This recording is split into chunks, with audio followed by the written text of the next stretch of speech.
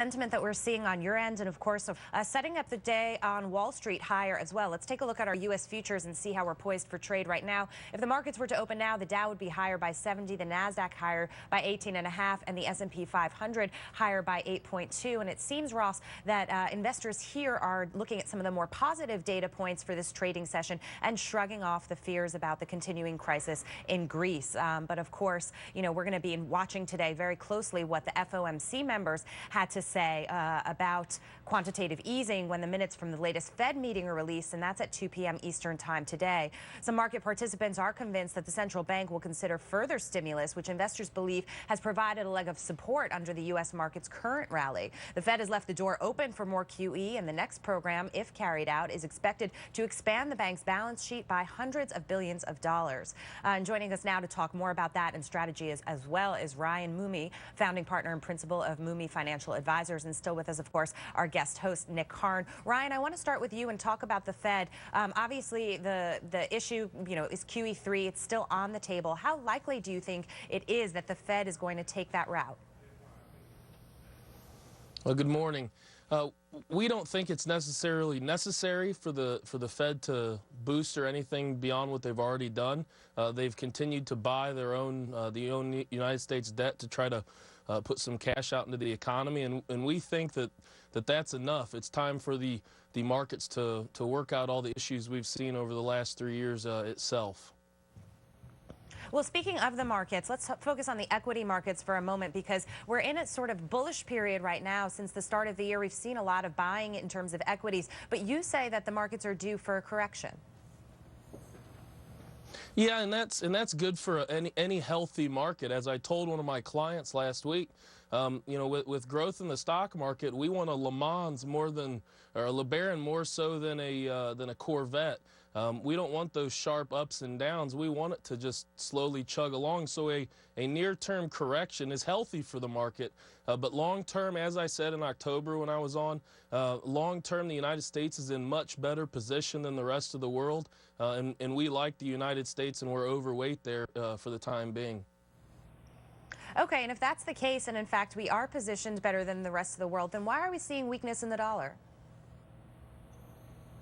The weakness in the dollar has a lot to do with the Fed buying its own treasuries.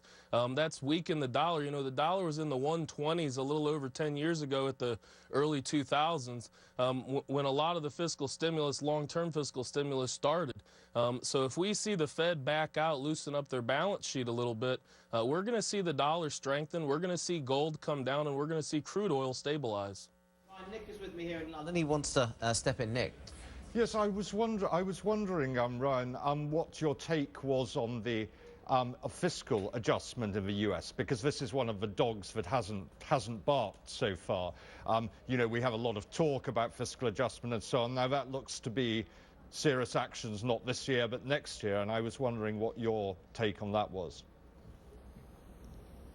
Well, I would agree with you a lot that it's time for the government to, the Congress to create a sustainable, stable growth environment more so than the Fed by becoming fiscally responsible, reducing spending, and encouraging a pro-growth environment that would allow the markets to work out our issues versus relying on the government to inflate it.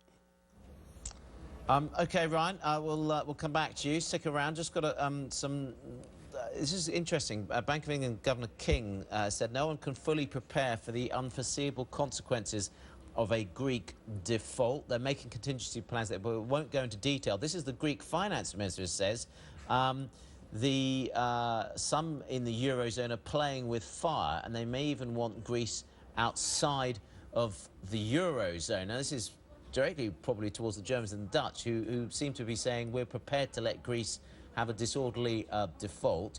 He says they have fulfilled the overwhelming part of its bailout obligation. Say the few remaining issues will be clarified by today's Eurogroup conference call. There was supposed to be a Eurogroup meeting. It got cancelled.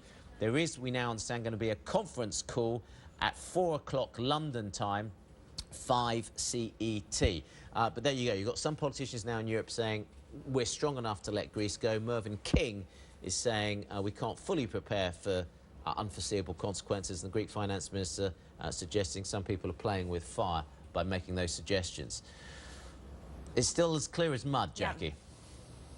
Very, very interesting. And of course, all eyes are going to be on that call today to see how the situation shakes out. But stay tuned here on CNBC because Andrew Ross Sorkin, he's going to be interviewing former Treasury Secretary Hank Paulson on U.S. Squawk Box. That's at 8 a.m. Eastern Time or 1300 CET. So make sure you tune in for that. And still to come on Worldwide Exchange, well, they've had a very tough time as of late. But our next guest says that now is the time to buy into U.S.-listed Chinese equities. So is the risk worth it? Find out more next.